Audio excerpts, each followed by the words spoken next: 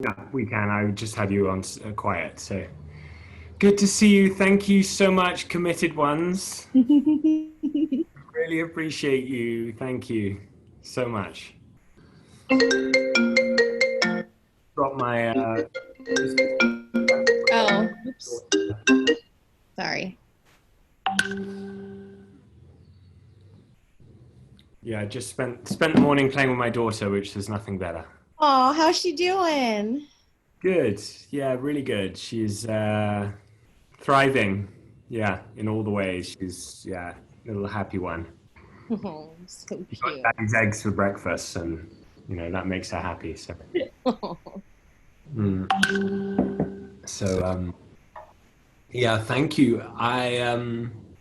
Maybe Serena, if I just your closing was so beautiful. Maybe you could open us up today. Sure. I'm gonna sing you the baby prayer since that's what you So what I need right wanna. here.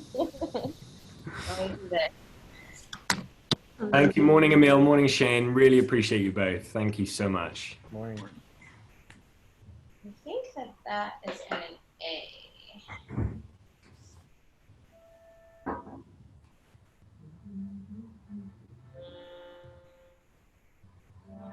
Thank you, Serena.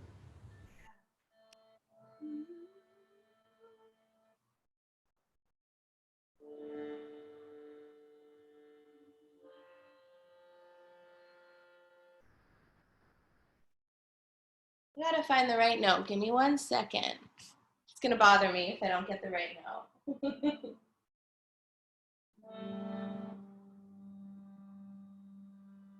think that's it.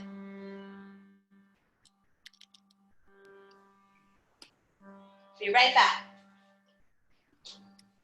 Shane, I have a quick question. I'd be curious how your sound healing related question. Sure. Do you find there's anything inherently better about 432? With all of the short answer is that's a loaded question. Well, it's not to me. I'm just genuinely No, I curious. know, I know. I'm just poking I fun. haven't personally found anything yet, but I respect very much your research. So I'm curious from people that I feel have unbiased opinions. Because I've been on both sides of the spectrum, and then additionally, meaning that in the beginning I had 440 and then I switched over to 432, and then also because I've seen so much of the despairingly stringent, like, left and right spectrums of the community, and then there's all these articles out now that like debunk the whole 432 thing, and then there's also articles that lay claim to the 432 thing. And then from a mathematician, scientific, and physics approach, and then on the other side of that, the whole complete musician approach, a lot of musicians are like, oh no, there's a huge difference. From the physics side of it, they're kind of just like, you guys are a bunch of fucking crazies. So it I think at the end of the day, what it always boils down to is because there was actually a really good article, and there was actually a good video recently put out. I'll have to see if I can hunt it down because it's been a while since I watched it. But this guy basically like breaks down the whole 432 versus 440 from the perspective of I can't remember the specific name and terminology that he used, because it is actually a specific scientific psychological process that our brains go through when it comes to frequency attunement. And what I mean by that is that our brains naturally attune to specific frequencies in terms of like it adjusts accordingly to what we're accustomed to, that sounds correct and sounds wrong. And so from that perspective, our ears are always relative to kind of what we're picking up off of. Yeah. Um, and so when it comes to 432 versus 440, at least in my personal experience of working with both tunings, I have found that, 432, or sorry, 440 by its nature is predominantly more sharp, you know, so to the common ear, a person's not going to notice it, like, just because it's what we're attuned to. The more you expose yourself to music or sound that's in a 432 tuning, the closer I think it becomes that you begin to start noticing changes. Now, from an actual sound healing perspective, I have found that I find that the sound healing is a lot more palpable for people in 432, due to the aspects of it being less sharp. And I have noticed also within my own field, I prefer 432 over 440. Would I have been able to notice a difference if I had never been exposed to it? That's also slightly relative, but definitely now having the exposure to it, I know I prefer it, just because of you know, if you were to listen to like a dig or even a crystal bowl, really, I've always noticed that, you know, the 432 is so much more mid-range sharp.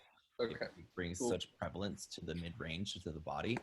And then when you're playing in 432, you know, it's much more even keeled between low, mid and high, which of course naturally is supposed to be part of it anyways. So and then when I've done A/B testing with clients or with people who operate in this field, more people, I guess, defer to the 432 by its natural inclination. And then also, I try not to kind of impose my own bias when I do the A/B testing, just so it can kind of be as, you know, like, what's I've heard. So it's not as influential, and so it's also not placebo affected. And then, what's it called? The effect too after a sound bath between 440 and 432 is also incredibly different. I've noticed in a 440 bath, a person, well, at least in my own experience, my whole sense high from the sound healing. I have like left and right brain clarity, but there's kind of a lack of the center post. And what I mean by that is that when in 440, I'll be able to feel the energy on the left and right spheres, but then there's like no grounding cord in the middle. And when and the first time I noticed this was actually the first time I did a sound bath in 432 with my crystal bowl. Yeah. Awesome. Thank you, Shane. Yeah. Thanks for giving me some download on that. Okay, I don't have my whole like Scarlet setup going on, so I have my tiny little speaker that'll hopefully pick up the music, and I'm just gonna sing for now. I love you. Thank you so much. Yeah. Hi, Dom. Great to have you here, Dominic. Thank you. Oh, and Serena, if you do the turn on original sound quality, it'll make it come through. Are you on a computer? Yeah, I just turned on the original sound. Is that better? Yes, that'll make You guys can hear me okay? Yeah, it'll make it so that the resonance will come through. Perfect. Okay, so I got this little speaker for now. All right. This is for you, Lucien.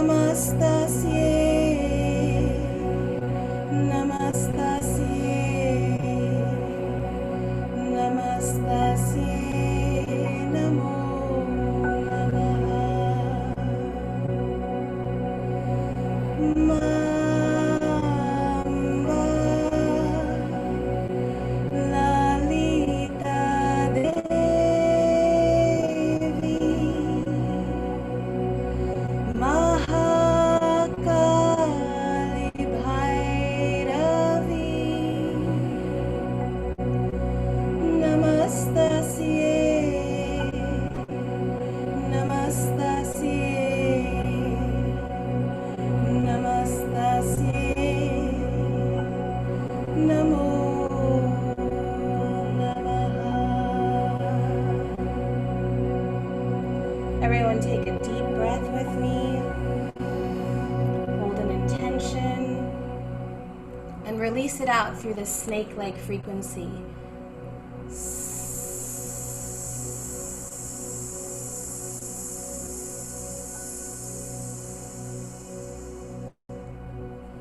One more time, just fill your belly with air, feel it expand.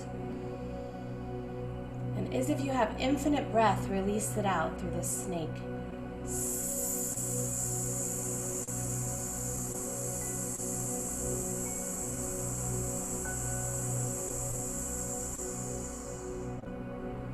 And one final time, hold your intention deeply.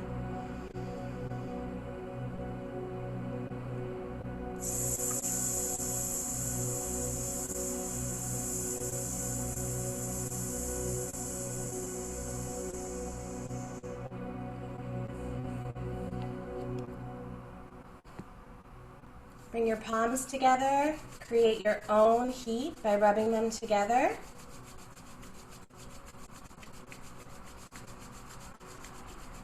Beautiful. When you feel that heat, go ahead and just stick that right on your throat chakra.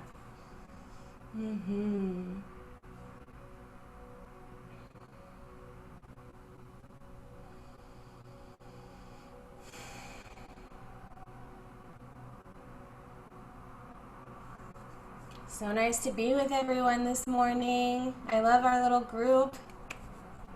Thank you, Lucian, for starting my morning out by letting me share as well.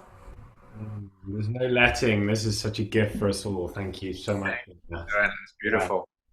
And for those of you that don't know, we are invoking all of the names of Lakshmi, who is the goddess of abundance in all ways and all forms.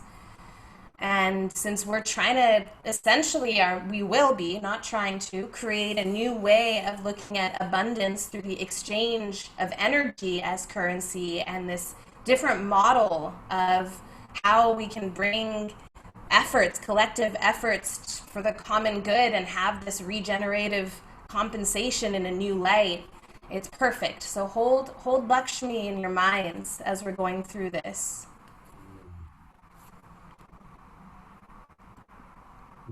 Serena, as if by magic, you've picked on the topic I wanted us to dive in together today. It's the intuition.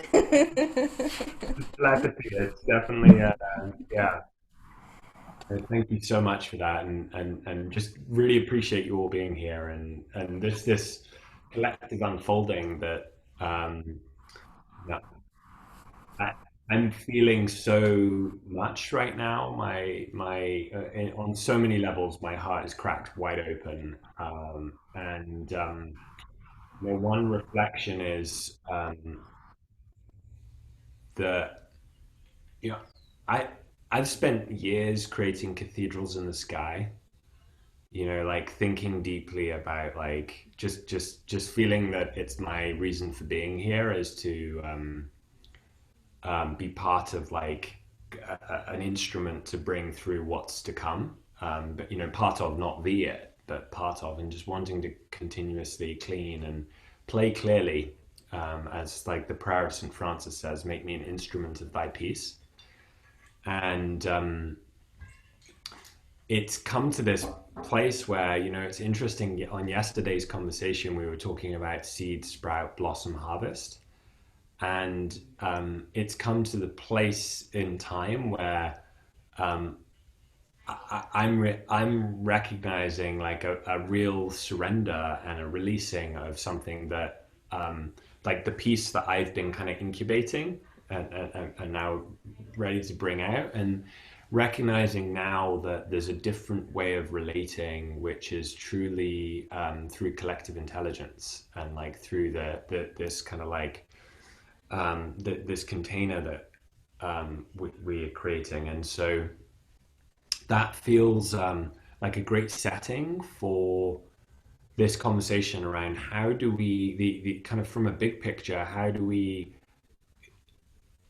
return to communities in such a way that we return sovereignty in all its forms to communities, which includes financially empowering communities and the individuals that make up those communities.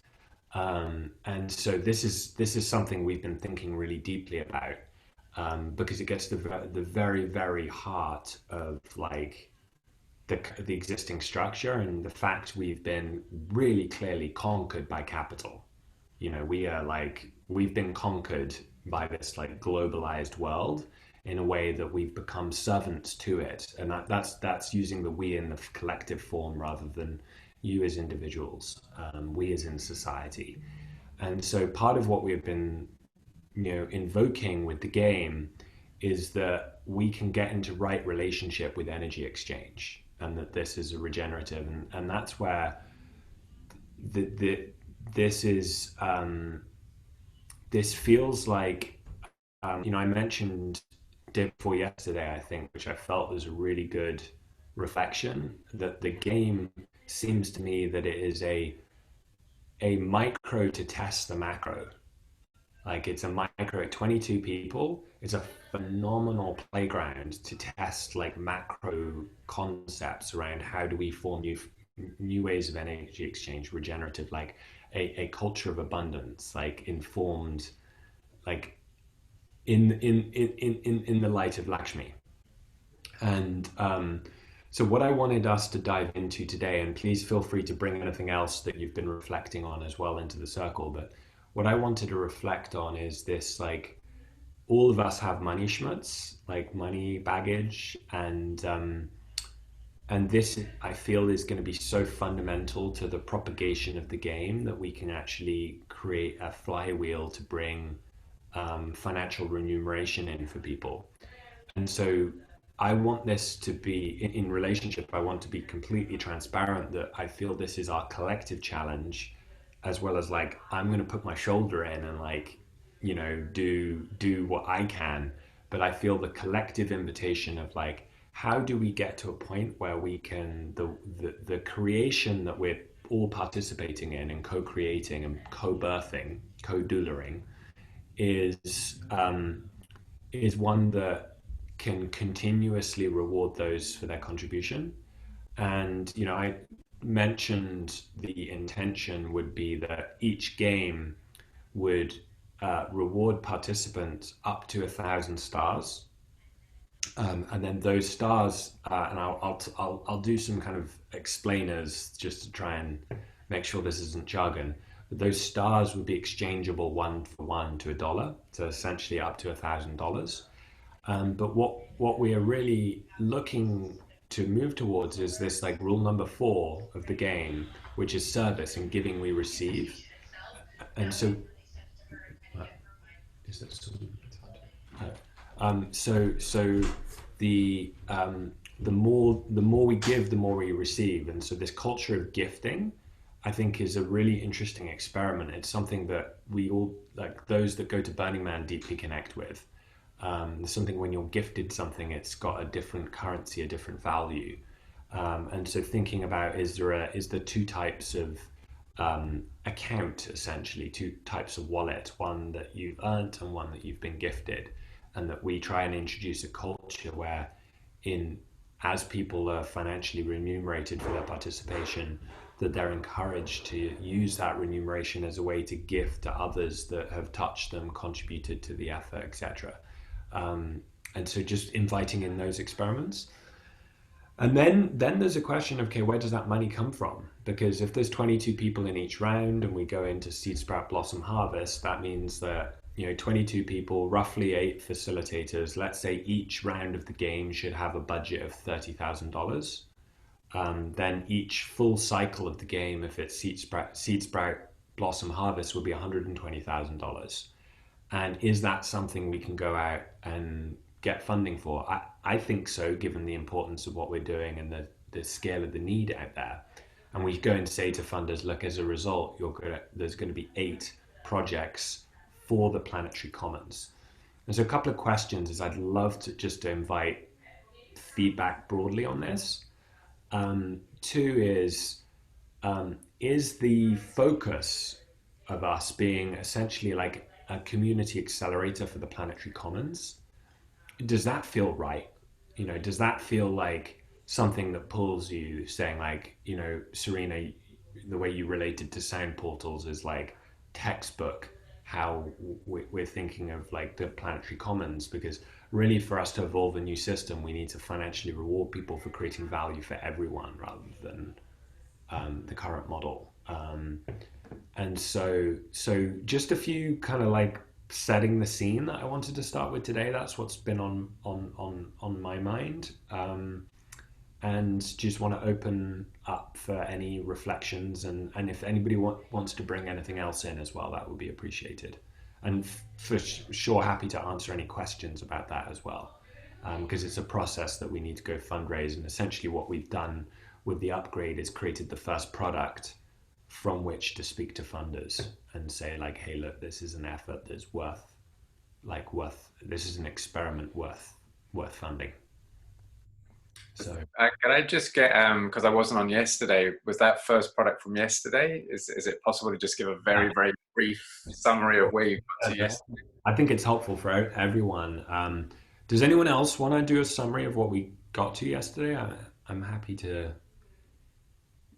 I can jump in. So when we launched on Earth Day, we launched this structure around like yin and yang, so wellness and arts with the yin, and then the yang was community solutions. And the community solutions broke into 4 hours, and it was seed, sprout, blossom, harvest. So it was a continuation of like the evolution of community solutions in the world. Like some were super mature and we put them in the harvest section, and some were just starting since COVID and we put them in the seed section. And what we were discussing yesterday is how do we make sure that this isn't just like 1 week, but the game propagates itself into a structure that can kind of create more games, more solutions, more players, more value, essentially. Ultimately, I've been talking about this as a Commonwealth engine, like an engine, like a flywheel that the more it turns, the faster it turns, the faster it turns, the more it turns. So what we came up with was this essentially like a program that would be essentially like 4 milestones. And we invite people, and this is something Savannah can do initially, is invite those first 22 experts to be part of round 1, which is seed. And the goal of seed is to come up with 8 fundable community solutions, and like synthesize the collective intelligence. That's milestone 1. Then we have a week off, which we're doing now, and get feedback on like what we're evolving. And then we move into Sprout. And Sprout is taking those community solutions and saying, okay, like where do we go? What's the low hanging fruit? What's the plan? Like where do we start first? What's achievable within this time frame of an 8-week journey? And then we have a week off, and then we go into Blossom, and that's where we cross pollinate and we bring people from each group like into each project, each of the 8 projects. There might not be 8; that some might get dropped off, but each of the projects that have leadership we bring, and we blossom. So we cross pollinate, and certain people hold the flower archetype or the flower character. Other people will hold the bee character. Other people will hold the rain character. Like we'll bring in funders at that point. It like might be like a way of doing it. And then that's Blossom. And then the final, when we have a week off, and the final of the 8 weeks is harvest. And that's where we go out to the world and say, okay, here's the 8 projects or however many it's become. And that's where they become like, they should have sufficient structure and team for them to become essentially open source DAOs, like community. A DAO, it stands for a decentralized autonomous organization, and it's a structure. It's kind of a new form of organization that doesn't need to be incorporated, but it's a way of rewarding people's participation digitally in a really effective way. It's really good for kind of like open source projects. And so part of our thinking is that if we can be like a DAO accelerator, that at the end of these 8 weeks, there's actually a project. And imagine if you were to, and like, sorry if I kind of geek out because some of these terms I'm like so close to, but imagine if you were to take a MLM, a multi-level marketing model, and you were to flip it. Instead of it being a pyramid rising to the top, it was started with small with 22 people, and it rose to the commons, to the collective. So it was like, it's essentially a way of, we talked about the other day, flipping Maslow's hierarchy of needs. But imagine if the people that participated in seed could all have essentially a a piece of any ideas that they worked on as it goes down. So as these become in reality, like as these become real projects, the people that were part of seeding them have a piece of them, and so they've got this ongoing incentive as a way to like keep propagating them, because they're actually like financially as well as socially, like all forms of incentive. Like I don't want to be so limiting that, like, you know, it's not just money that motivates people.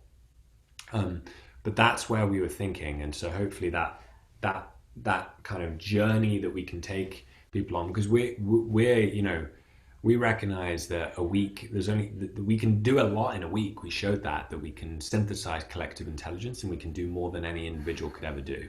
But the real testament of like transforming the world, the real test is going to be like, do these solutions like change the way sound is used and adopted for health?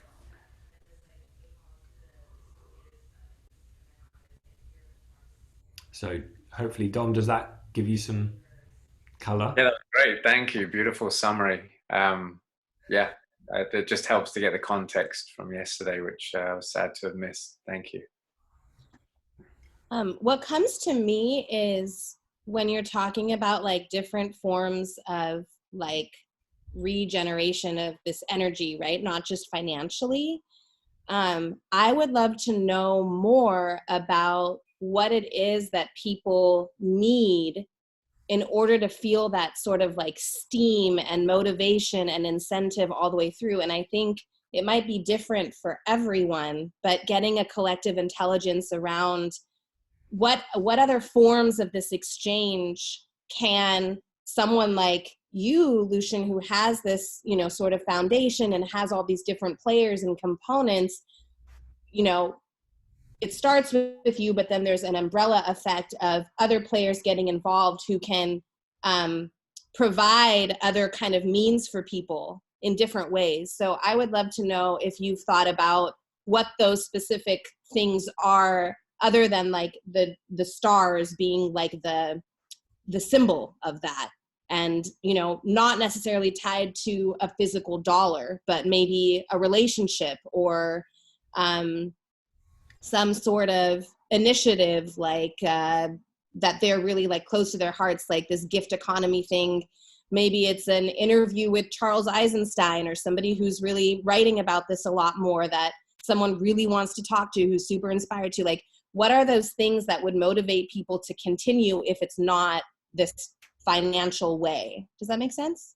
Yeah, it totally makes sense. And part of what we've been thinking is that the currency stars, then there's a whole separate game that can be run on that, because part of what we're thinking is to peg a star to the dollar on Earth Day.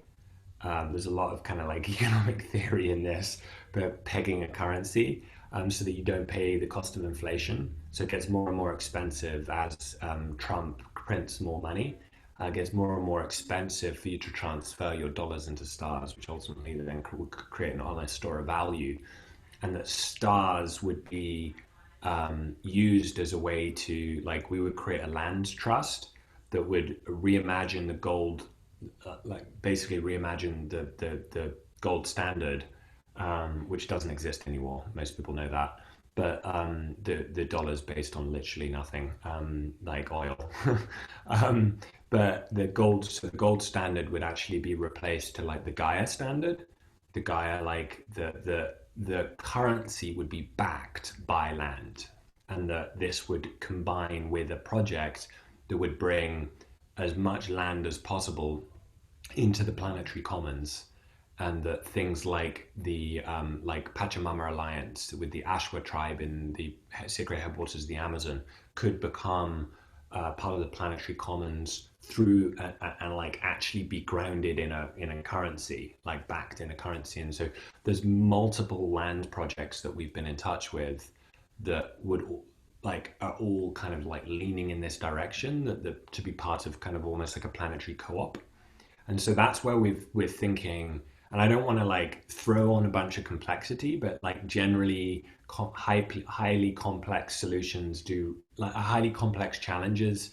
I'm not scared of complexity in terms of like, it doesn't need to be, it needs to be elegant, not simple. Because that's nature is elegant, not simple. And so that's been how we've been thinking about it. So as a currency, it's like you're holding something that's based on like creating abundance within the system, and you don't have to exchange it back out for dollars. So by keeping it in stars, you're keeping that energy within circulating within the system. And so you could still go and, let's say you earned 700 stars for your participation in in 1 week. You could go and give those stars to an organization. And what would be interesting would be if gifted stars can only be spent within the system. Earned stars can be exchanged out. Gifted stars can only ever be used inside the system. Is something I've been thinking about as like a kind of frame, because it would create you can only re-gift a gift kind of thing. You can only spend it inside the game type thing, and then more and more like organizations would be like, this is a well-tried strategy. It's very effective, where like concerts, I think this was raised on one of the calls this week, concerts will go and say, okay, you need to do 20 hours of community service to be able to access this concert. It's not a paid for ticket. And they get people doing like amazing beach cleanups and stuff like that. Like if we could have a whole currency, a whole like marketplace that was only accessible to things that you've been gifted, because that, like, surely things you've been gifted would be a really good way of recognizing your civic contributions, which is something that we've mostly lost in society at great cost. I think it's listening to it. I remember at Savannah House, there's a certain picture that is like the solar system that shows the stars in orbit. And it seems like in what you're speaking of is that you're trying to create orbits for some of these stars, almost like planets, but they're not. It's like shooting stars in order to orbit around certain projects in order to fill them up. And then those stars go on to other projects per se. Does that sound kind of along? Yeah, it's sort of a dual purpose. So like stars is a store of value that's exchangeable Yeah. to dollars, but at the same time, it's an honest currency within a circular economy that kind of serves both. And this is just like, this is how we've been thinking about it. And I spent a few years traveling around the whole crypto world. I don't view this as a cryptocurrency, by the way. I view it as a currency swap. It's essentially an in-game token. It's like a game currency. It's like credits within a game, more than a currency because it's pegged to the dollar. But the credits have a store of value to them.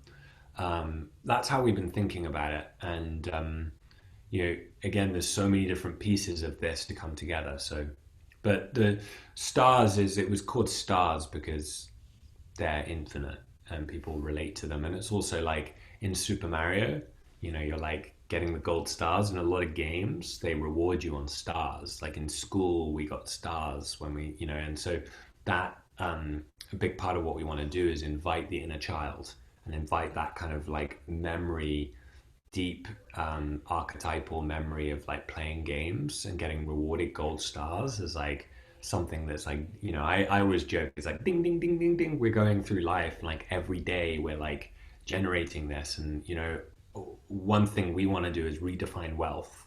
Is like your wealth is not on your bank balance of dollars, it's based on how many stars you've been gifted from your community service. The more you give, the more you receive. And so we want to kind of almost um, like frame a narrative here around regenerosity.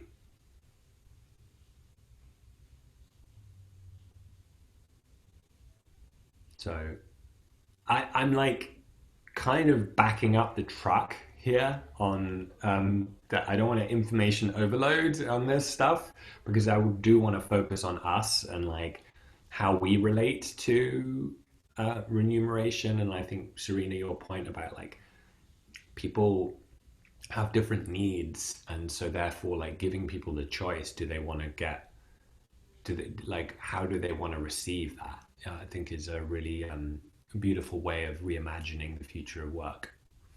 Well, also in terms of like having someone receive something specifically, like it can also be that they are regenerating it again for the good in the game as well, right? So even if there's an exchange of energy that's not like a star per se, there's a way to maybe like weave those things in.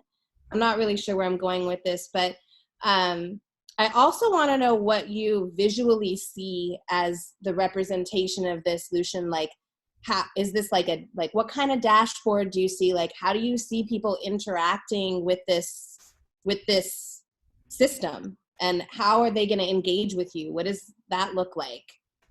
Yeah, so I've mentioned before, I've spent the last 12 years experimenting with digital communities, like creating digital communities, and we've served all manner of companies from large corporates to big multi-stakeholder networks. And so when my mum died 3 years ago, I was like, basically got to a point where I was like, I commit my life to like the planet. And at that point it was like, okay, what do I believe? And I was like, well, I believe it needs to be open source. It's not going to get owned by Facebook. It needs to like, it's not going to be owned by a nation state. Your nation states are kind of like a more part of the problem than the solution.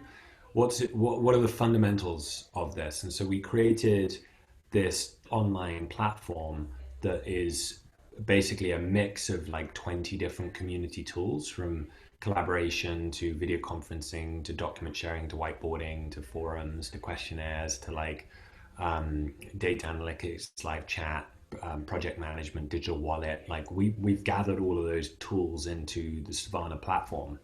And so part of what we've been doing is kind of getting ready with this group, just watching, because it's right now for us, it's a little bit like putting a V8 engine in a go-kart or a lawnmower. You know, it's like a lot of tooling, and it's not necessarily like, sometimes it can get in the way of the calibration.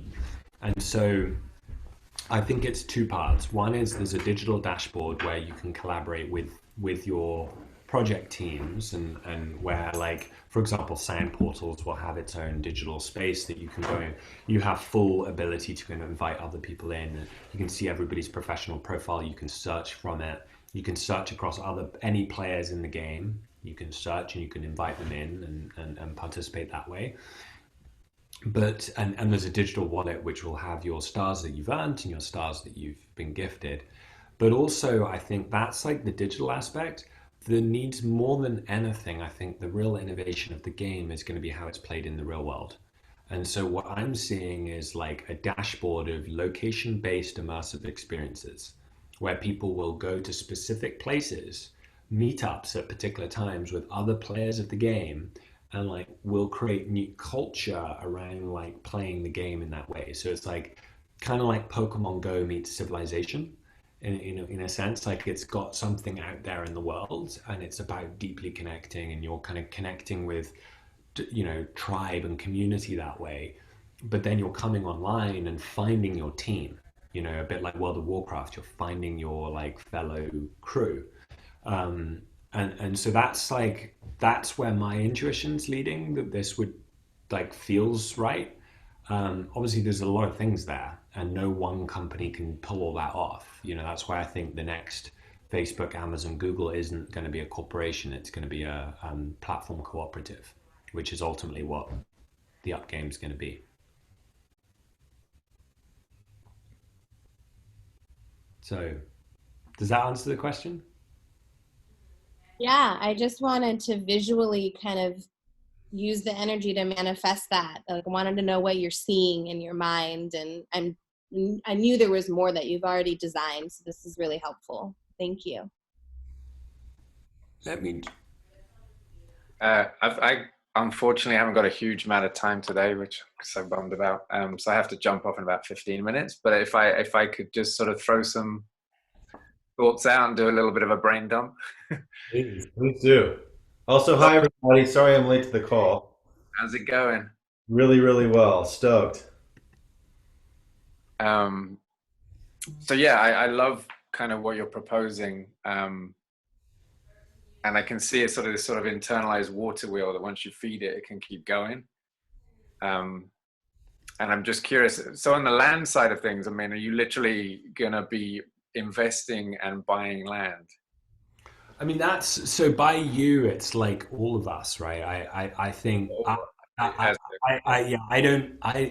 think it's Co-op collective. yeah, Like, I think our time.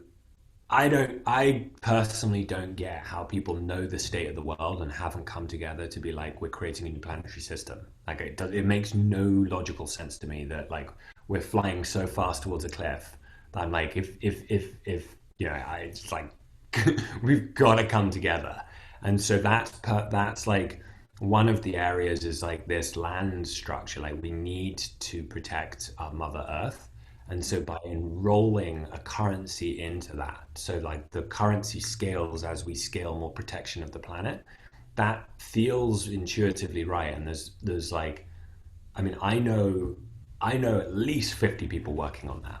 And so the question for us as the game is like, how do we bring those 50 people together into a game where like we're seeing that like a part of like our perspective on the world is like, where are going to be the important levers and how do we create games around them with the leaders that we know that are already there, so that like people are doing it together, and it's all part of a connected system. And so that's where I don't. I kind of want to just be clear that that's like long term project. There's lots of conversations happening even like at the moment about that. But the as far as like the currency remunerating us as a team, like that's something that we need to collectively put a deck together about like what's been created and go out and ask people to fund this experiment. And that's something the invitation would be for us all to be part of a team together, saying like, this is something we believe in, and that this is like a team of teams in some sense. Cool. All right. Thank you for clarifying. And I'd be curious if there's any articles or anything you can share around this sort of ecosystem you're looking at. I'd personally be very interested to see how it all works. In terms of just the project funding, the other side of it, because I've kind of had these points where I've been trying to, excuse me, my other phone's going off. I've had these points of trying to imagine getting funding and getting people together, funders together, and how that would work. So I've had various iterations on this based on different things I've been working on. And I think one thing we all know is that there's, sorry, I should answer in a minute. There's a lot of people doing amazing work out there, a lot of healers that are not being rewarded for it. It's a hustle. They're bouncing around from job to job. It's very draining by nature of the work, and so is my mum. Oh, um, That's so sweet. and the biggest thing that I've seen again and again and again, I've seen people, friends, I've helped someone set up a yoga studio, Kundalini yoga studio. More often than not, you know, a lot of the people come to create these spaces and these businesses do not have that kind of background. And there's so much fear and stress. So you're going from this one side of, you know, hustling, not being rewarded for the amazing work you're doing, to trying to sort of do it in a new way, which a lot of times is, how can I grow this? How can I get the message out? A lot of been finding online platforms, which is great. But just seeing so many businesses, you know, struggle, fail. At the minute with COVID, this has hit so many people. I know, like, you know, the impact's been huge because of the lack of ability to go out, hold space, work individually with people.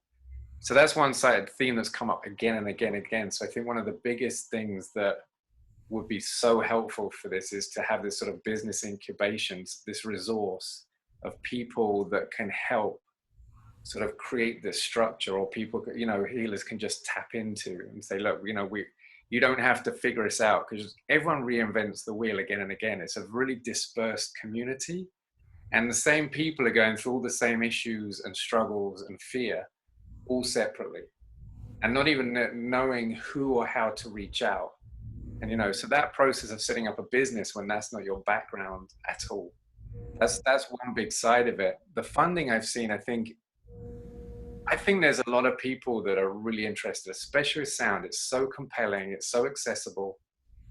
I've talked to different people. You know, the area I found was probably a really good way into this was through working with autistic kids or with autism, because there's so many people impacted by that, and there's a lot of people out there and organizations that are well funded that want to do something. So and there's no real solution at the minute, you know, with around autism. There's programs which help detoxify the body.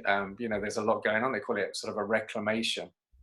So you can go through these processes, you know, get away from Wi-Fi, you know, there's all these different aspects, but most of it is just taking, you know, a concoction of medication, none of which is really meant to help. So I think when going for funding, it's always looking for what are the sort of channels that can really start to elevate this, that we can get straight into people that are really ready to look for other solutions. But I think, you know, one of the most effective things is you can bring people in and you can give them a sound bar. They can experience for themselves. It's so powerful. That's a great starting point. Like, how do we get people together, create intentional space, let them see what we're doing, let them experience it. And I think that's the beauty of it as well. It kind of sells itself. So I think there's no major marketing being done. It's all dispersed. It's all very individual. So I think that's why this is important, what you're doing. It's one of the first times I've seen this sort of coherent intention of saying, okay, so let's really sort of see what's missing here. What do we need to do?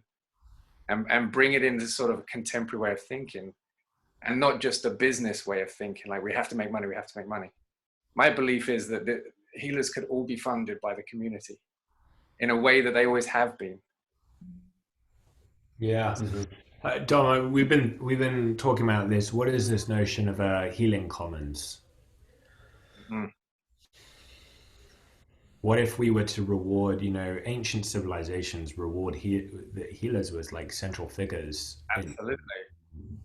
They had temples around them, you know. They were key roles, like a shaman in a community, for example, was like, you know, like on the same level as the chief. And so I like we're in a topsy-turvy world, no doubt, and like I think we have no idea how much we've been deeply conditioned by the kind of toxic soil that we all grow up in. And we just don't even know what our future selves know about kind of what it is to reconnect our umbilical cords to our shared mother. So yeah, I really feel like there's many reasons we started with sound, but that's one of them. It's like a source of healing, and So how like, because I'm really sensitive to the big picture, like what we're trying to do with the game, and funding the game, and then still like recognizing that we're inviting people's time with a kind of like hey, we believe this collective effort is so valuable that it's going to be able to get funding. And that's part of part of what entrepreneurs do is, you kind of make a stone soup in some sense. And this soup tastes really good. And like, I think if we do an 8-week program with, and ask funders for $120,000 funding, it's like really not a lot of money, in terms of like funding, projects. But like that would basically be able to, if we would be able to do that, we'd be able to offer, if we stuck with the 22 number, which we don't necessarily need to, we could just say that each week, has a budget of 22,000, that gets distributed to everybody that's contributing. Um, so bigger teams could form, and they just split that with few in more ways, for example. But how we can, communicate the need to remunerate people for contributing to the commons. Like, to me, this is like one of the highest, like most important levers that we can pull on society, is like, how do we effectively remunerate the best people in the world to contribute to the commons? I have some things I'd like to share. I'd like to hear Andrea, though. I feel like Andrea has something. So like what I'm hearing and then I'm also like listening to is how do we get it into spaces or in like kind of like an injection of sound?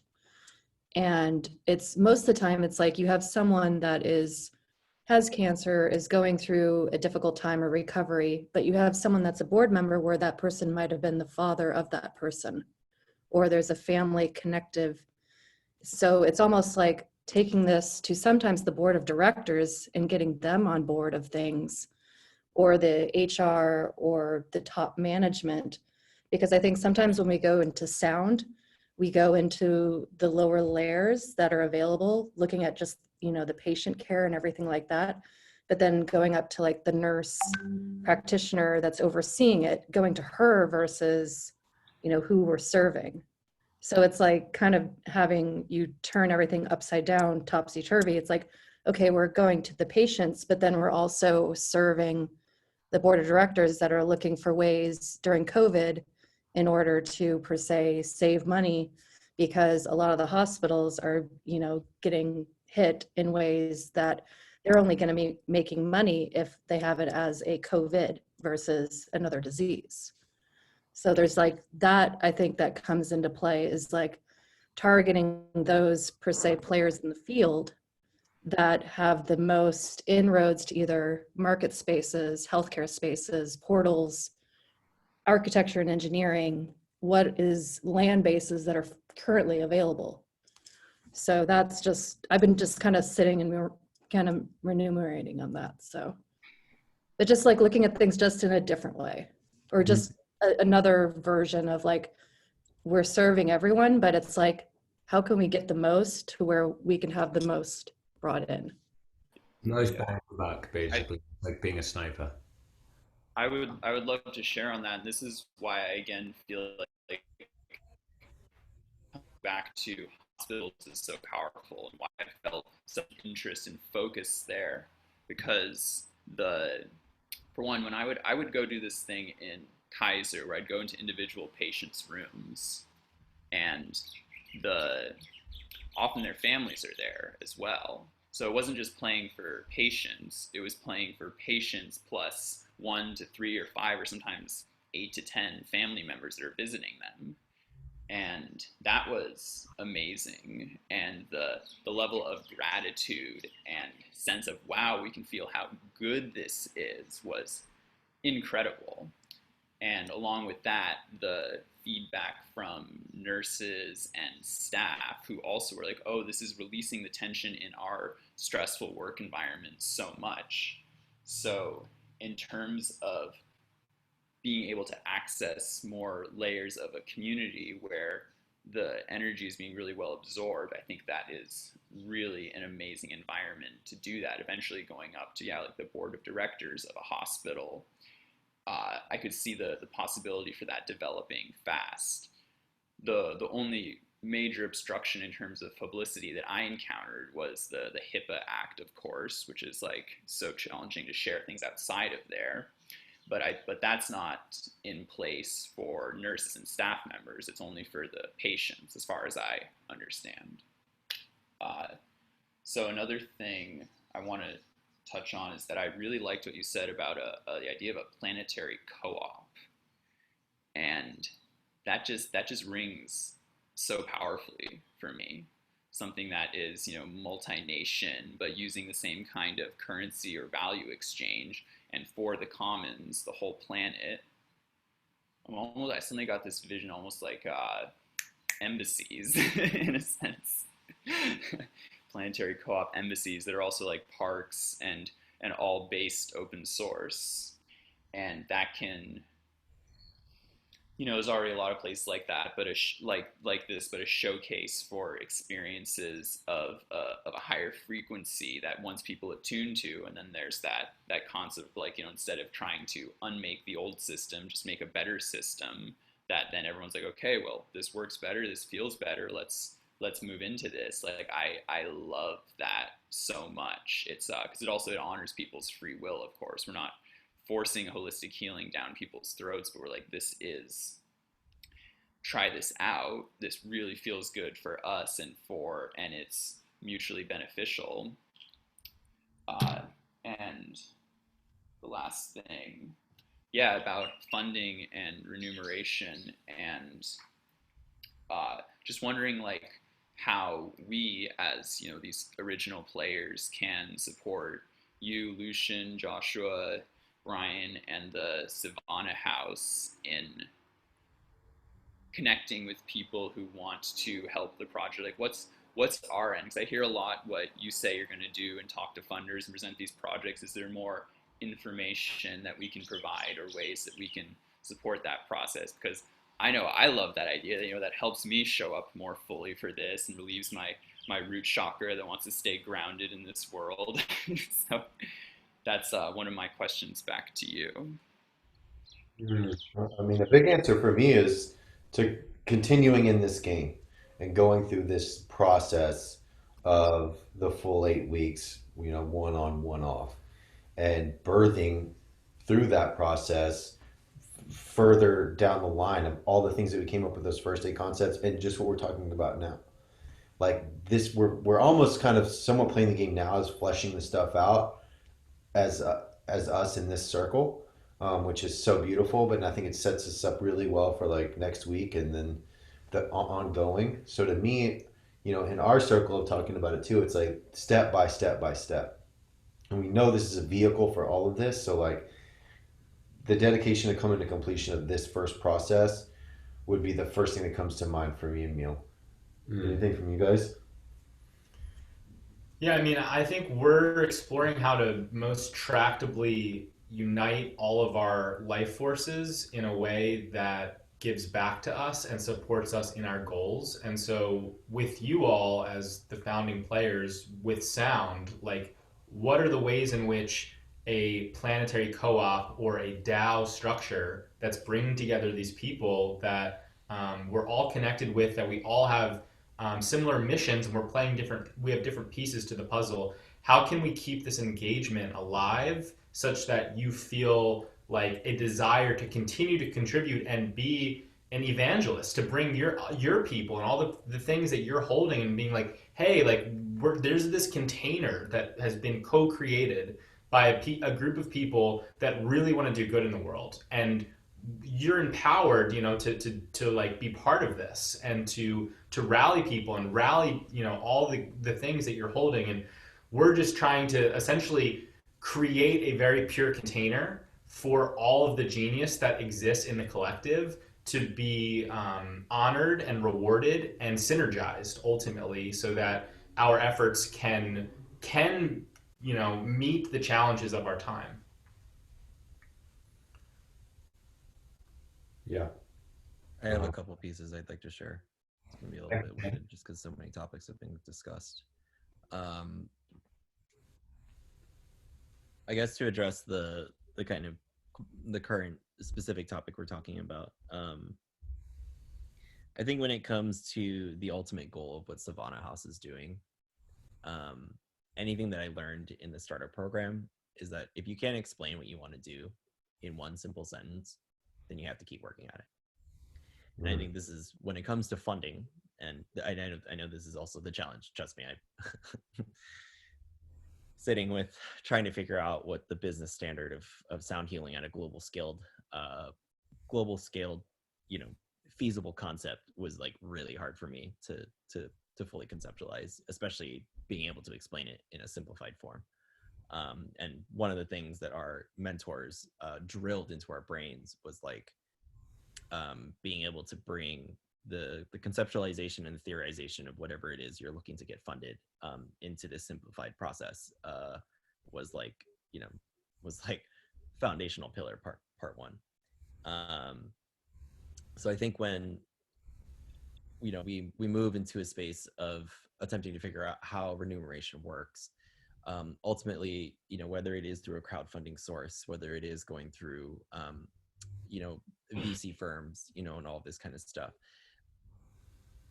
You know, I've been paying attention to this conversation as well as all the previous conversations, and I've been trying to think about this from a perspective of like, if I was an investor and you guys were pitching this to me, you know, how would I approach it?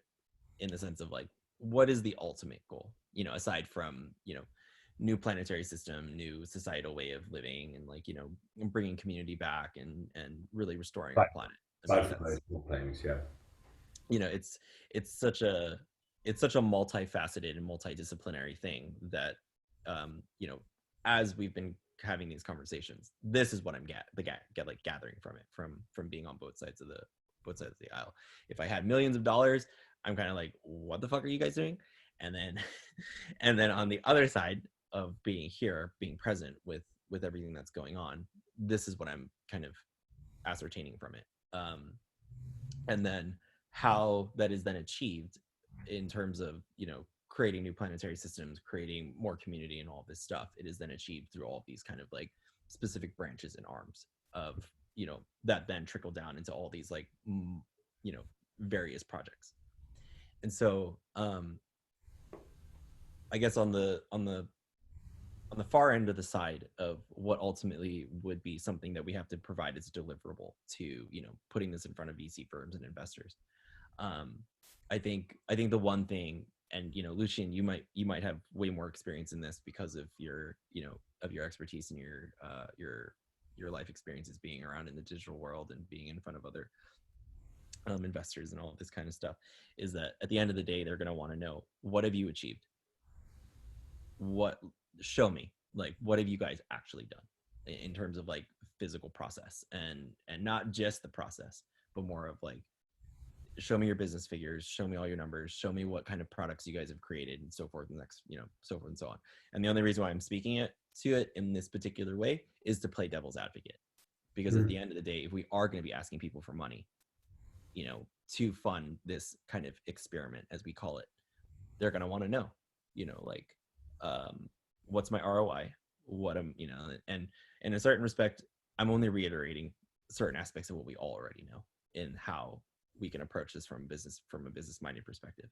And so, and why I bring it up is to only come back to a full spiral of creating a greater level of awareness as we are having these conversations, because as we create this kind of like seed harvest, you know, whole process, what is it ultimately that we're attempting to create through the whole journey of us coming together as individuals in all of our layering aspects of expertise, so that we can, you know, create tangibility through all the energy that we're putting through. And so, and that ultimately works within the micro scale of how we're coming together to then the ultimate get vision and ethos of what Savannah House is attempting to do, you know, through the creation of all these things. And then to speak slightly about one particular thing, Lucian, that you brought up earlier that I don't think we all kind of got around to answering, which I think is actually incredibly important as we move more forward with a lot of these conversations, discussions, and then also the people who are involved. You were speaking to the idea of like, what ultimately can we do to create people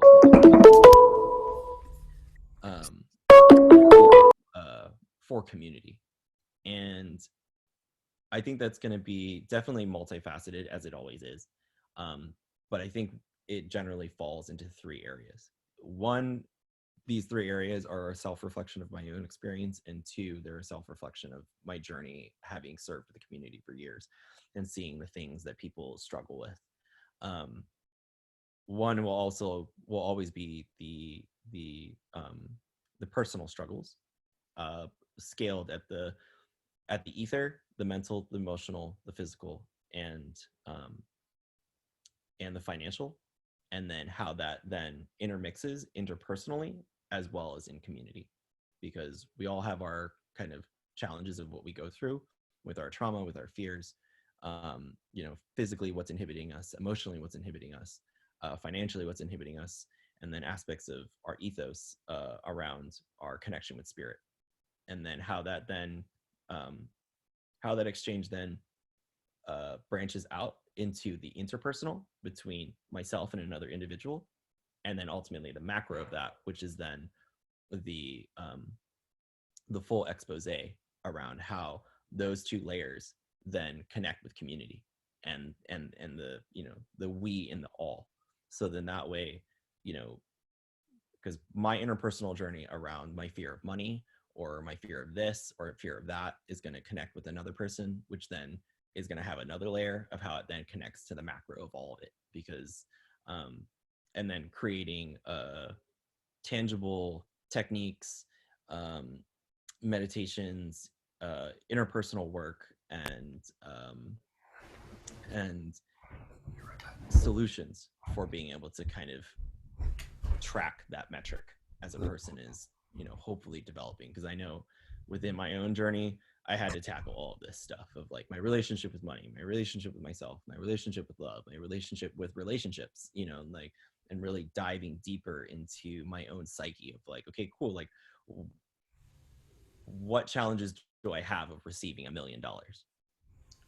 Because from a healer perspective, and Lucian brought this up earlier about like, shamans being at the level of the chiefs, I think we as healers too, we really fall into this interesting trap, because I think we have the lineage of the ancient shamans and all of the people who would serve the tribes, and drawing from that energy of our infinite wisdom, in the ancient communities, we didn't need money. We were provided for by the tribe. They gave us our fish, they provided us our clothes, they knew we didn't even have the word shaman, like, because we didn't need it. Like, there was no title of it in that sense. And so kind of coming into this more modern world of like, where we have to have money and we have to pay for food and like go do all these things, and it's like, but we still want to be of service. How do we like create an appropriate bridge between the ancient art and the future of our experience, while still creating global unity, while being able to get paid for it at the same time?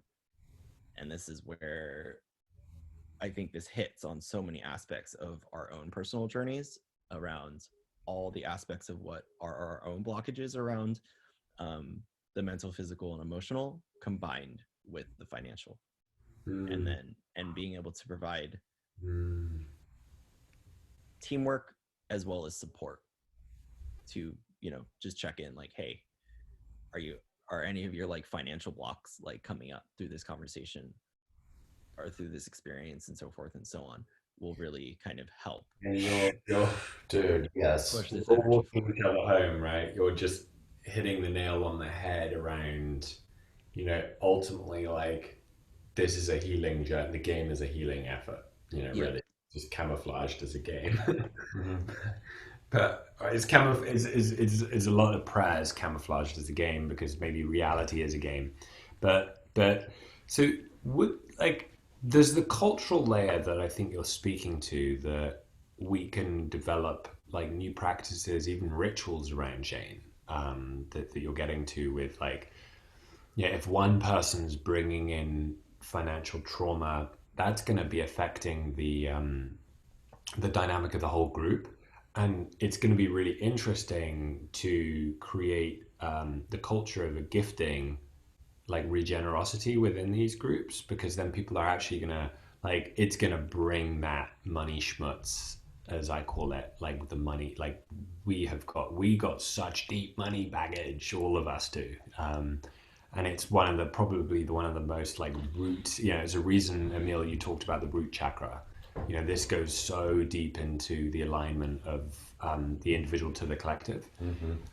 So one thing I've been thinking about, just like super pragmatically, that just to put it out there, what if we were to create a structure where at the beginning of this week, everybody, like at the beginning of each week, everybody that participated got 1,000 stars, and they choose through the week how to distribute those stars. They could keep them for themselves. They can distribute them through the week as literally real time. Someone speaking, I'm going to give that person 10 stars because Serena just did the Devi prayer, and I was like sent melted, and like ding ding ding, and everybody's seeing those exchanges as we go through. But from our perspective, it's like, okay, we would really like those stars to be exchangeable for dollars. What happens if we were to just create a process where we were to go and say that stars are only exchangeable for dollars once the projects that have been created actually raise funding, and that creates a pot of money that everybody can choose to access. Those that have stars can choose to go and exchange those stars for dollars.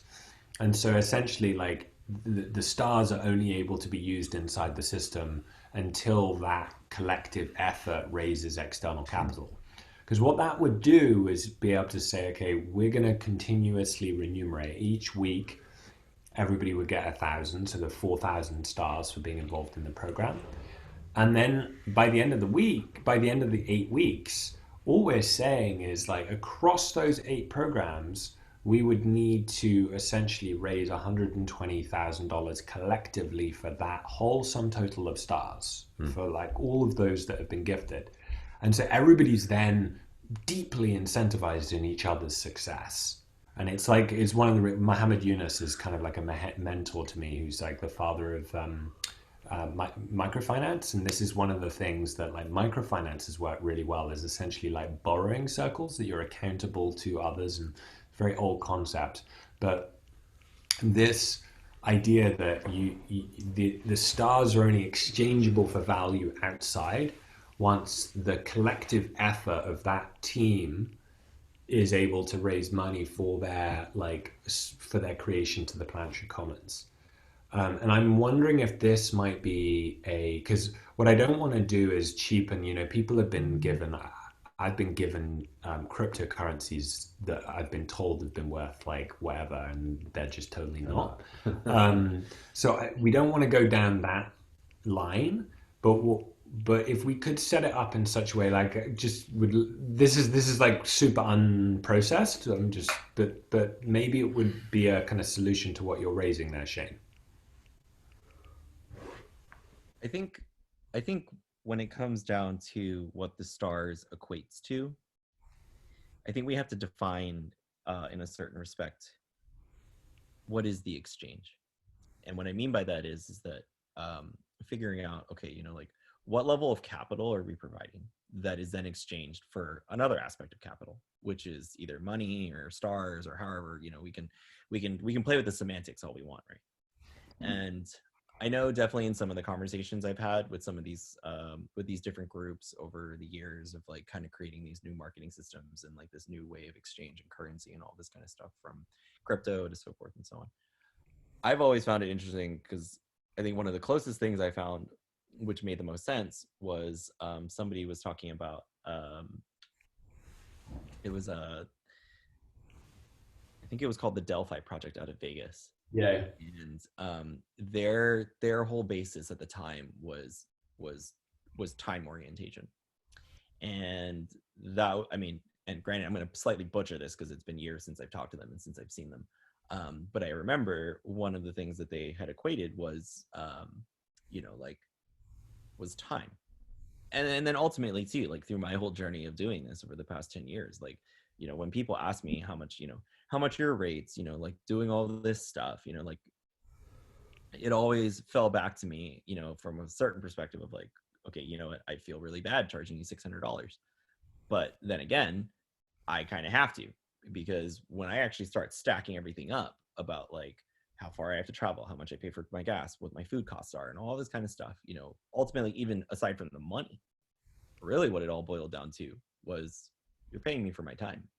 Mm-hmm. And ultimately, as it goes, our time is the one thing that we can give to each other that we can't get back. And that in and of itself is priceless.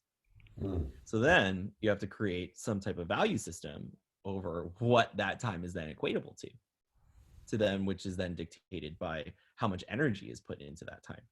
And so this is where I think when we start recognizing the capacity of how we choose to spend our time, even right here, right now, as we decide every day to meet at 11, to spend an hour or two sitting around talking, about all of these ideas and all of these things, and hopefully that some of it will congeal into applicable projects that can then be funded, which then spurs back out into the community and then creates only more people to get involved and spend their time and share their time and all of this kind of stuff. I think this is where it creates a really interesting conduit, but also creates a very interesting vacuum of ultimately what gets stirred inside of this pot. Because then, if we start creating a currency system based around time, where it's like, okay, I've given you an hour of my time, that equates to, say, 5 stars. But then if what I gave you in terms of the time leads to nothing in the sense of like actual output, well, you get demoted like 3 stars, so it's like, it's this interesting kind of give and take around what equates value and what creates worth in terms of how our time is then given. So it's like, and I could sit around like spinning my head around this, trying to wrap my head around this a million different times. And one of the reasons why I keep showing up for, one, particularly this project, and two, also the macro goal of what you all are trying to attempt to create for the foreseeable future, is I believe in it. I believe that we need to create a structure in our society that re-evaluates what the human capital of time requires, because of just, like, we spend so much time dawdling on things that don't matter, and we end up 65 years old, and now we have a car that we didn't want, debt that we didn't sign up for, and a life naturally unlived because of all of these conditions and programs that have been placed upon us through societal pressure. And so I think being able to really help support those that are putting the time into really envisioning the future of how we can really bring a broader aspect of how we can really support one another beyond just currency capital of paper money that means absolute shit because we decided that, oh no, it should be valued as this versus this based off of gold or silver or all this kind of stuff, like, Yeah. if we could only imagine a world like built on love, in the sense of that is the currency, and then how that begins to actually filter out into the world, and how we connect with one another. Yeah. Where, like, hey, I want that carton of milk. Okay, cool. All it costs is a hug. All right, awesome. So it's like being able to being able to support the initiatives and really, coming to a support of being able to, because the only way through this is I know a lot of people have the vision that like the only way this world is going to be built is through the ashes and watching the old world burn, and I don't think it has to be that way. It's more of the old world can transition through the transmutation of its energy into providing the fundamentals for how we can build the new structures. And I know this is one of the greatest challenges that we all seek in terms of being able to find solutions, because it's like, okay, cool, how do we take this thing that has been like debt set for almost 2,000 years and now completely transform it into a system that renews the planet, renews the people, and ultimately sets the standard for us to actually evolve in terms of like higher alignment, and that it really diffuses all of our kind of more of our basic needs, our more baser needs is more of what I was trying to say. So so I think when it comes to how you equate, how a person gets stars, especially if this is the direction that you're moving towards, and I think in a certain respect too, you could create, I don't want to say different values, but different amounts based off of different action oriented experiences. Whether it's like, because like if a person just shows up for their time, that's one thing. If a person like does an action oriented thing, like where they like they cook a meal, or they go do a sound bath for somebody, or if there's like a service orientation applied to it, that's like another value, like, because like time could just be like 1, because that's the easiest thing that we can give, and then like action oriented could be like 3 stars per action, and then it adds value to it because of the amount of time so now you're getting 4 stars versus 3, or just 1, and so it just kind of builds and stacks upon itself. Yeah. I'm just speaking openly about that's this, how we do it in our Burning Man camp. Yeah. We have roles in the camp which have got fun.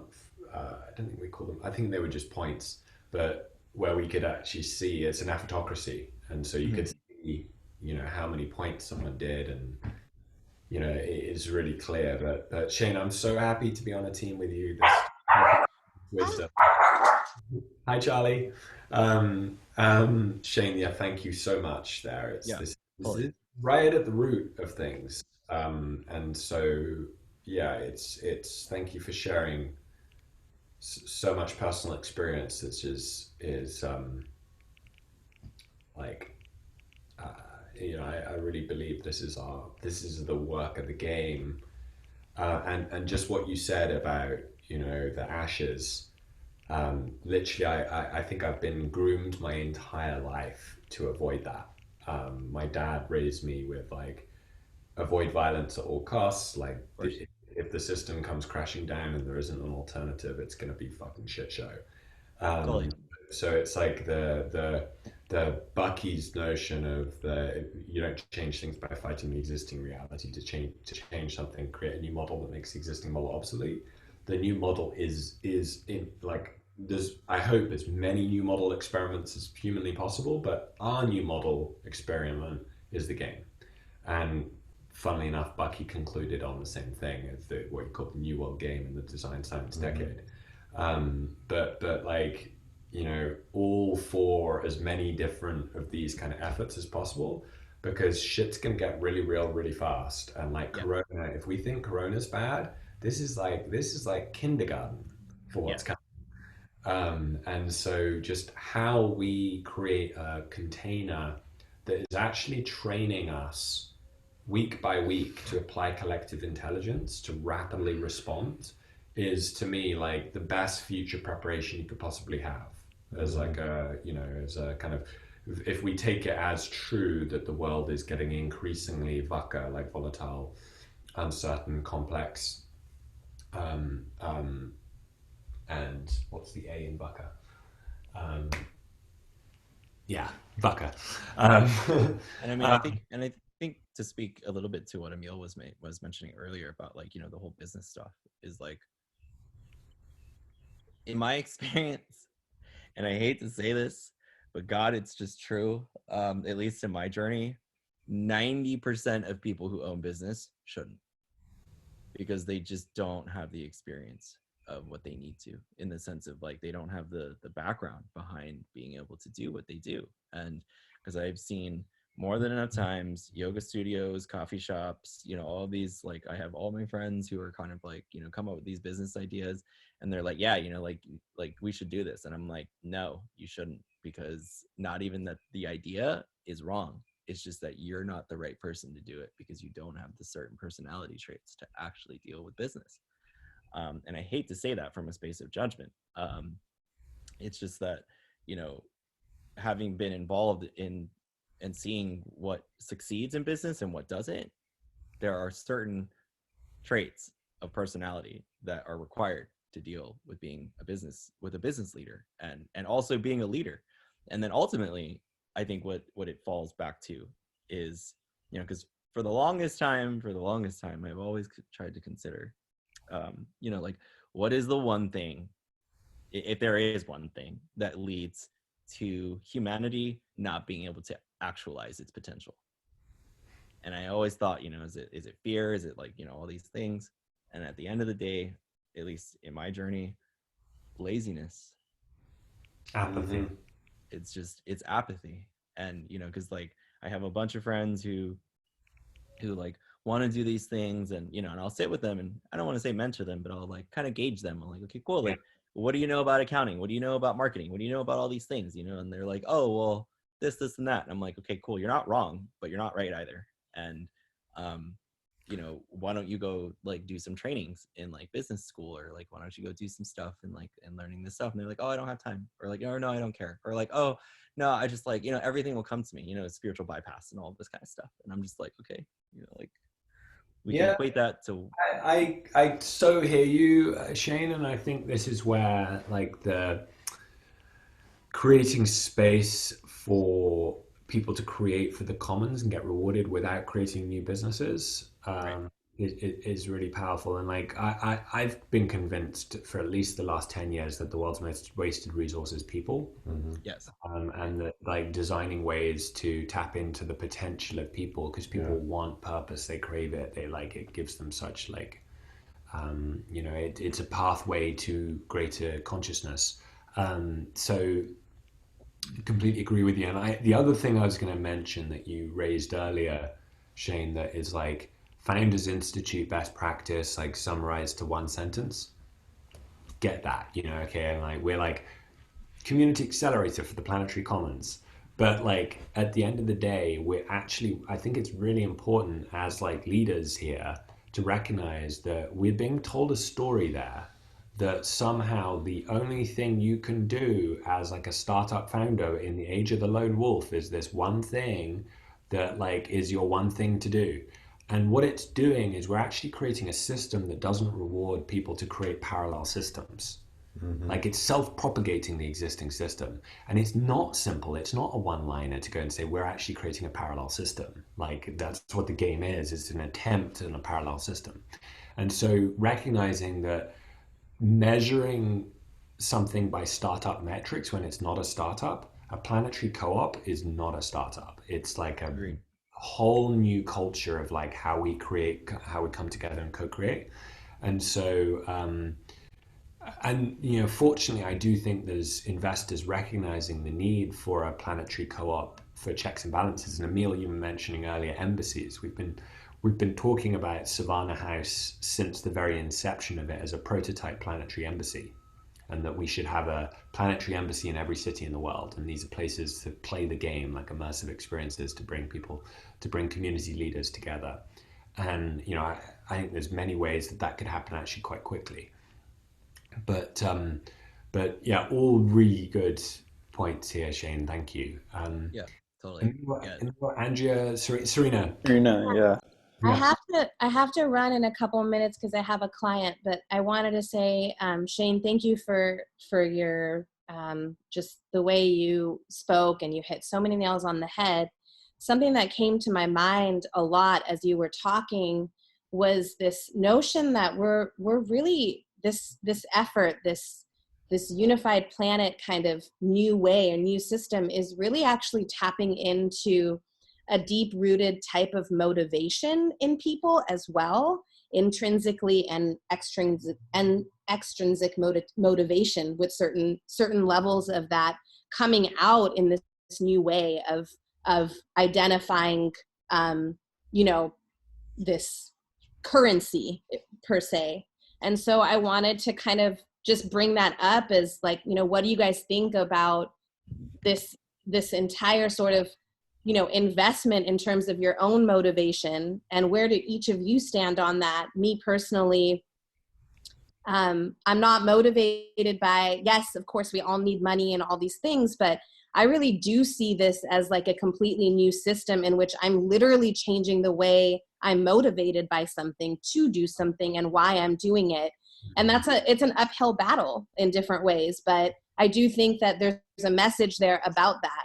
And then secondly, I think that we're operating right now, especially with what's happened in our world, like we're never going back to what normal was, no matter what. Like right now, Elon Musk is like fighting for his Tesla factory to be reopened and all this stuff. It's this fear that many people, many business leaders are grabbing onto this old world that really actually doesn't exist anymore. And I think that the penetration of these softer affects, these intrinsic motivations are actually what investors are going to start looking for. And I think we're going to find that it'll be really easy to raise the money if you're to approach an investor and let them grab on to these softer things right now. I think that businesses are going to move towards that in general. That's my intuition about it, is that we're really not going to have the numbers and the logic and the systems and the show me this and show me the report. That's all going to be defined very differently. And you guys are also redefining what that looks like for a potential investor as well.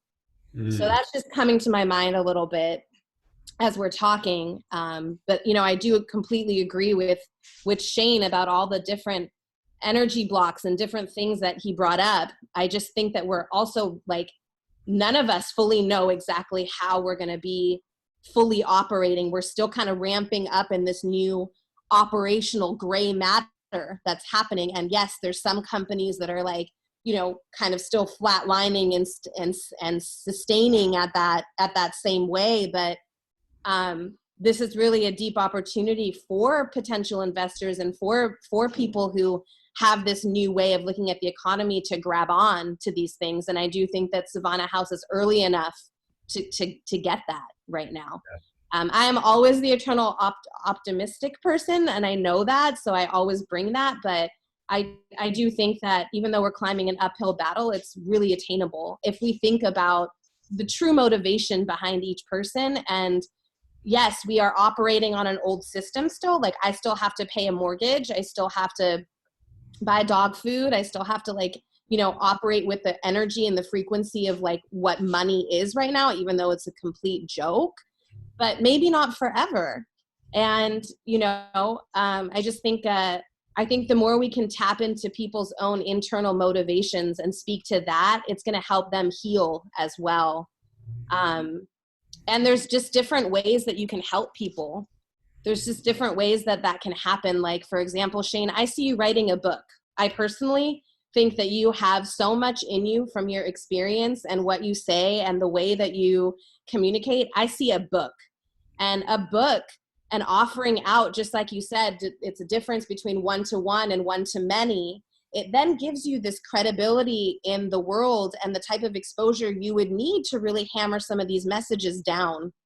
And Savannah House could really support that effort and bringing that to life with you, right? So there's just these other ways to think about these us coming together as experts in this field and what we can grow together so that everyone, unfortunately we still have to operate with this frequency, but there are ways that we can help people attain that through this Savannah House umbrella and through the platform that have nothing, frankly, to do with stars or any of that. It has to do with more of the the entire communal network, bringing in that collective effort and really giving people exposure to their own credibility as an expert, exposure to the healer as a healer, frankly.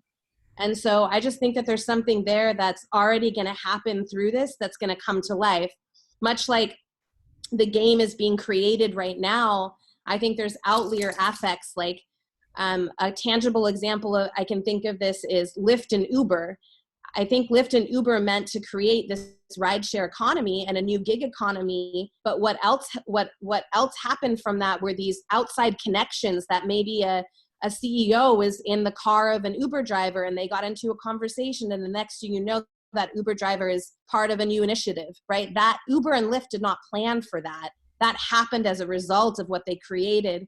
And I think much to this example, there's going to be a lot of that happens as a result of this creation. And so I want to leave room for that to grow and, leave the room for the yin in that experience, because that's already happening. It's like me, like Lucinda yesterday shared her portal thing as well. Like, sounds like we had a similar collective idea in different ways, right? It's already happening. That outlier of creation of having an idea that didn't even exist the night before in the sphere, that's going to continue happening, and it's going to continue to make new seeds. And what we do with those seeds is the most important, I think. Mm-hmm. So anyway, I'm so sorry. I have a one-on-one Ayurveda appointment that I got to run to, but are we meeting tomorrow as well? Yeah, tomorrow's going to be the last day, and then what we'll do is invite those that want to continue in specific projects. We're going to invite to go in next week, and then we're going to continue prototyping. So we'll do an hour tomorrow, and Great. if anyone wants to roll over. And then kind of just assess like how we set this up for success and bring new people in as well. So definitely, as you're thinking about the projects that you're feeling kind of you're feeling drawn to, who else would you think would want to be on your team? And then we're going to be thinking like, okay, how do we make sure that everybody is like able to share? Because like the most important concluding remarks of this whole conversation is we need it to be easy for great people in the world to choose to create value for the planetary commons as opposed to choose to start a company to Another do. avenue. Exactly.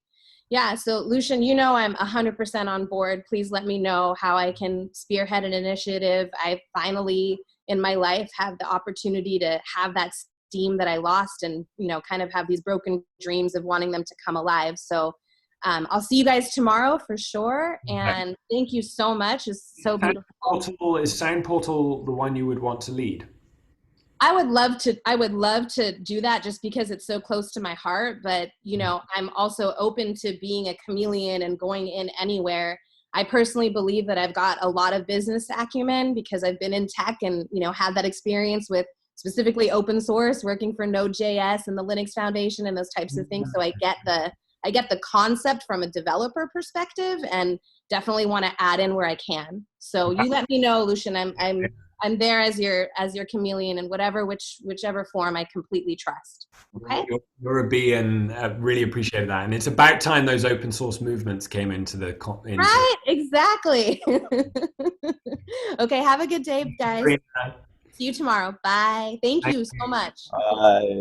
Love you so much. Love I'm you. curious, Lucian, like, I don't know if this would be fully applicable, though. I'm just going to play devil's advocate to it, just because I've been thinking about the different varying business structures of how to support global initiatives, especially one particularly in the sound current. But as we're developing for Savannah, would it make sense to, especially, and this grows outside of just like the sound healing current, but as you guys, do food for health and all these other things, right? Would it make sense to actually kind of construct some low-hanging fruit of businesses that could be generated from it, creations of either corporations or LLCs, whatever it ends up being, possibly a deliverable that can actually, you know, begin to serve the community, to help create funding.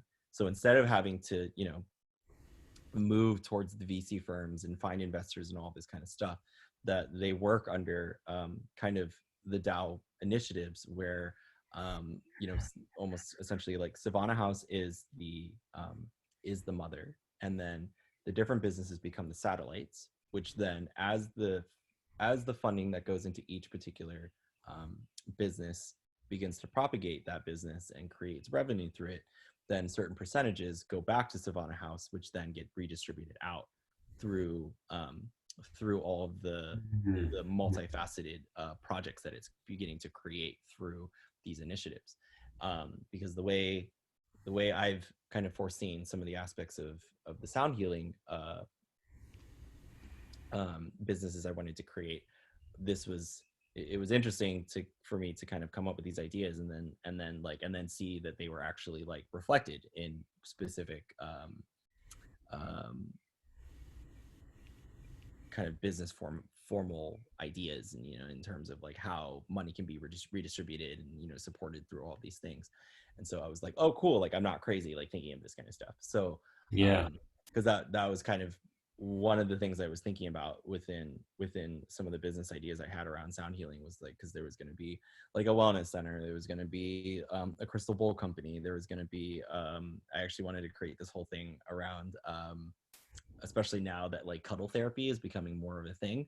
I was thinking like pet therapy would also be a thing. And when I mean pet therapy, I don't mean for animals, I mean for humans, like where you literally go and get pet at a facility. And I really do think people would actually really pay into that. And then it's like it's super cheap in the sense of like, you know, overhead is super easy. You could create a whole app of like get pet, and, you know, you can like find people just like the way like dog walkers are, or like Uber and Lyft. It's like, oh cool, if you want to get pet that day, like cool, you can like pay the $20, you can meet up with somebody in the park and they can pet you for 20 minutes, you know, and like, and all this kind of thing. I love that. You know, because like, I mean, and it kind of was spurred from a moment the other day when like I was like laying in my friend's lap and they were kind of like just petting me on my back, and I was just like, dude, this is awesome. Yeah. I bet more people would be into this, because like, you know, everybody, especially now with like the, you know, social distancing and all of this kind of stuff, you know, the need for human contact is also definitely going to be an increased value, I think, over time. 100%. And you know, and so this is where I was thinking like, okay, you know, how can we create funding without actually having to go get funding through very small initiatives of, you know, because asking a VC firm or asking an investor that Takes is time like and setup and yeah, you know, like an angel investor, between asking somebody for like, hey, can you give us $120,000 for this and this and that, and, you know, it's kind of this experiment, versus you want to give us like $20,000 and this is all it's going to take to get it started, you know, like, and Yeah. I'm just Well, playing devil's advocate in some yes, respects. few things there that you know, the classic model for an incubator accelerator is kind of like 10 to 20%, depending on what the kind of services are involved of Sure. of like founding equity of a company. Right. So those are like pretty tried and tested models that we know are like valuable. Like YC is a phenomenal, like Midas Touch. So yeah, in terms of structuring, you know, right now the structure is that Savannah is a 501c3, it's Savannah Foundation. That functions as essentially the fiscal sponsor to set up the game, like to create. I mean, like by fiscal sponsor, everybody involved has been voluntary. Like no one's getting paid because we haven't raised the money yet to drive this. I mean, to such a point, like Savannah's got one funder, and that's been me personally so far. And I kind of wanted it that way because it keeps it clean when we're trying to figure out what is it for us to do. Fully. And that's from a capital perspective. Hey guys, I have to go. I'll see you tomorrow. I appreciate you so much. Thank you. Aloha. So the Savannah Foundation can essentially like incubate the game. The game itself, or even like broader than the game, the unified planet is in my eyes, it's a Swiss co-op. It's a planetary co-op that uses a Swiss structure to create a fractal ownership of everybody that's playing the game. That takes some money. It's probably about $50,000 to get that set up from a legal cost perspective. That will then give the ability for funders to use the legal infrastructure of the game, of the unified planet, as a way to fund projects, so that they don't need to go and incorporate as companies, because I think a huge amount of value could be had without having to form new companies, kind of along the lines of what you were saying earlier. Right. And and then because it's a co-op, what it means is that it either can produce DAOs as a co-op, like, which are kind of like, their own sovereign communities within an ecosystem. But they could also, an organization, a company, a foundation, can become a member of the co-op, and in doing so, like, offer percentage of its equity into the co-op, or offer like funding into the co-op, etc. And so I think there's ways of doing that. And so part of what we're doing is just like figuring out, okay, what first? Like, Savannah Foundation is a 501c3. Savannah House is, right now, it's a wholly owned, it has one shareholder, and that's Savannah Foundation. So I own 0 shares in Savannah right now. And I kind of, like, again, wanted to keep it so clean that it's like the cleanest possible entity I could sort of, create. And in doing so, hopefully that energy can propagate itself. But it's the like, Savannah, from a organizational structure, I think what we can do is take a percentage, almost like an accelerator, that the facilitators take a percentage of like what gets created in each level of the game, as do the players.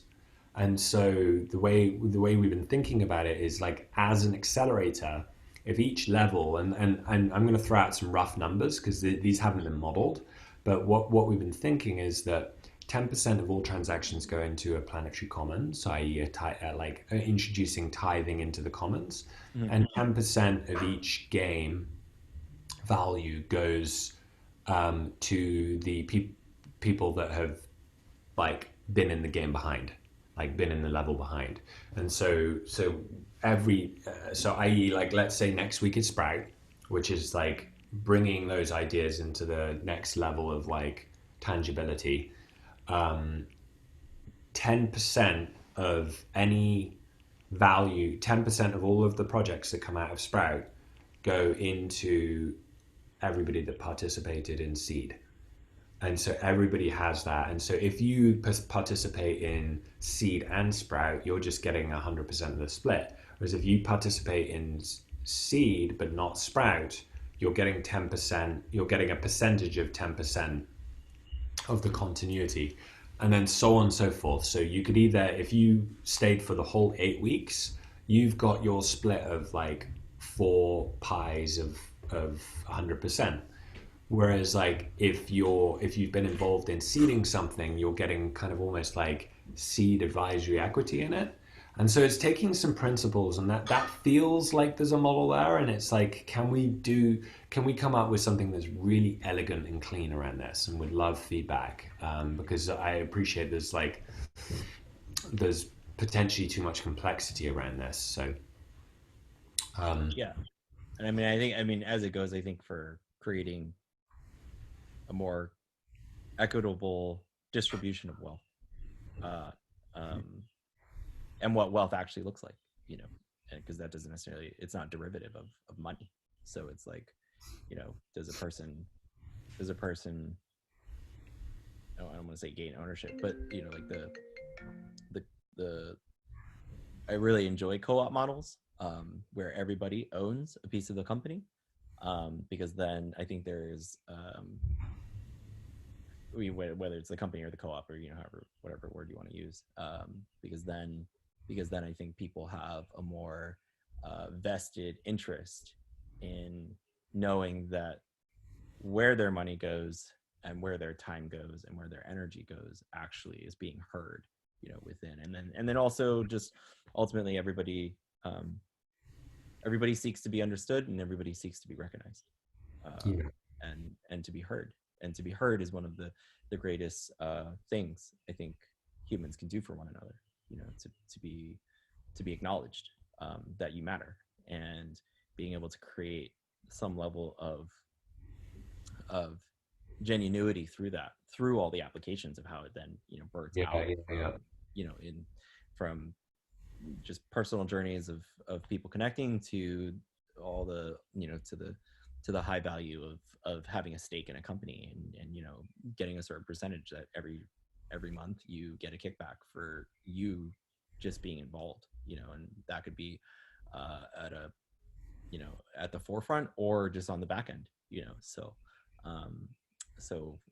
from a perspective of complexity, yes, I can totally understand the difficulties of trying to map out what this looks like in terms of how does everybody get an equal share and how is everyone supported. But also, I incredibly support initiatives like this, because our world is, you know, currently seeing the demise of what happens when only a select few at the top benefit from what all of us contribute. And you know, now we're watching the complete destruction of like what is actually essential, in the sense of like who are the real workers, you know, and like who are the really coveted people that make the system run. And it's not the people at the top, like, you know, Totally. it's the people who are out on the front lines every day, you know, these people who are 100%. Yeah.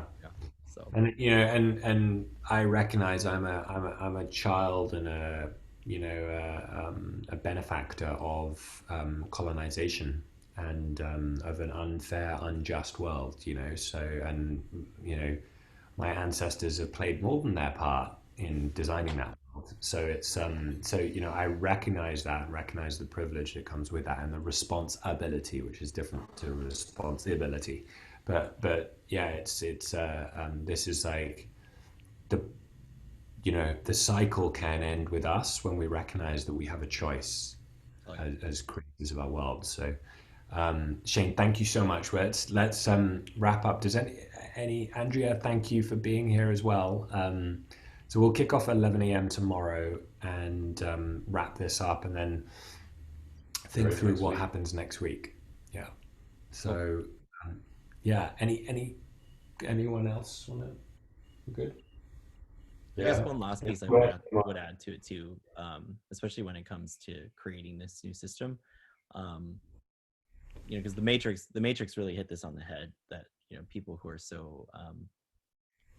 so indebted to the old system will die for it before they will accept change. And I think this is where it really adds a certain flavor of how we move forward, because and this kind of slightly goes back to the, you know, the ashes, and it's like, we're not here to burn your world down, we're just here to show you a better one. And totally. I've had a lot of those kind of conversations in Davos and WEF events where it's like, I do feel that there is a general acknowledgement of a lot of people that there needs to be a new system, and at the same time an acknowledgement that those aren't the people to do it. You know, one way I mentioned it last week, that it's like, when you realize the world is a house of cards, don't expect the people at the top to pull the bottom out, because they have the longest to fall. Yeah. And like, the world is unquestionably a house of cards. Like, this system is so fragile. Most don't even realize quite how fragile and quite how the people that are currently at the helm really don't have a plan. Like, there is no transition plan as such coming from those folks. There's things like the SDGs that ultimately more like polish of the existing system. It's a little bit like putting salad on the McDonald's menu, but it's like fundamentally still fast food and junk food. So it's like it really is a, you know, the only place I believe we should look for new planetary system changes in the mirror. And so it's like, yeah, it's time. But Shane, thank you so much. Love you dearly. Really appreciate you. Andrea, thank you. And let the games continue. We'll see you guys tomorrow.